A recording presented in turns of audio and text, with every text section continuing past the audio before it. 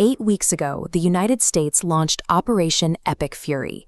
It's a massive military engagement targeting Iranian infrastructure, and the scale has been staggering. According to the official updates from Defense Secretary Pete Hegseth, the campaign is an overwhelming success. Publicly, the Pentagon maintains that American forces have dealt a severe blow to Iran's defensive capabilities and established total control of the airspace. The Defense Department insists that American weapon stockpiles remain robust and unthreatened, even after 2 months of continuous heavy combat. But behind the scenes, that narrative is fracturing. Vice President JD Vance has repeatedly questioned the rosy picture being presented to the Oval Office. Vance is pressing officials on whether the military is actually burning through its reserves much faster than admitted, out of fear that the Pentagon is purposefully understating a drastic depletion of U.S. missile stockpiles. If military leadership is constructing a highly optimistic version of events to keep the president satisfied, the entire administration could be operating completely blind to a logistical crisis. To see what's actually happening, we have to bypass the White House press briefings and look directly at the classified intelligence gathered on the ground. While the Pentagon claims complete dominance of the skies, internal U.S. assessments indicate that Tehran has retained around 2/3 of its air force, along with the majority of its mobile missile launching capabilities. Facing a superior conventional force, the Iranian military shifted tactics to asymmetrical naval warfare, aiming directly at global maritime commerce. They are relying heavily on fleets of small, fast boats to lay mines and physically choke commercial traffic moving through the Strait of Hormuz, which spikes economic pressure across the region.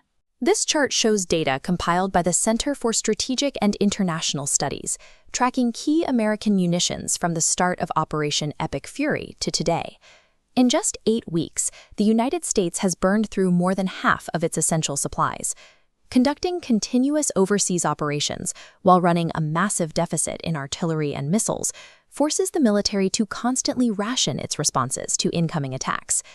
The numbers prove that the daily updates reaching the president's desk are entirely detached from the hard logistical math of the conflict. They describe a defeated enemy, while the raw data shows a highly resilient opposing force. To understand why a staggering intelligence discrepancy like this gets buried, you have to look at the human dynamics inside the administration. The defense secretary's briefings are deliberately scheduled for 8 in the morning, a specific time slot chosen to align perfectly with the president's daily television viewing habits.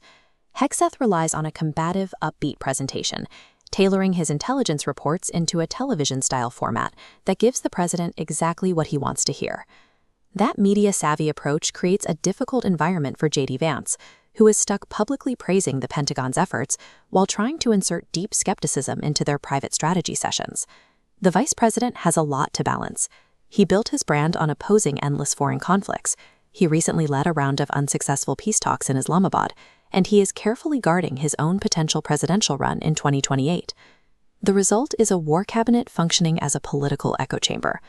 Life-or-death military strategy is being driven heavily by media presentation styles and future campaign ambitions.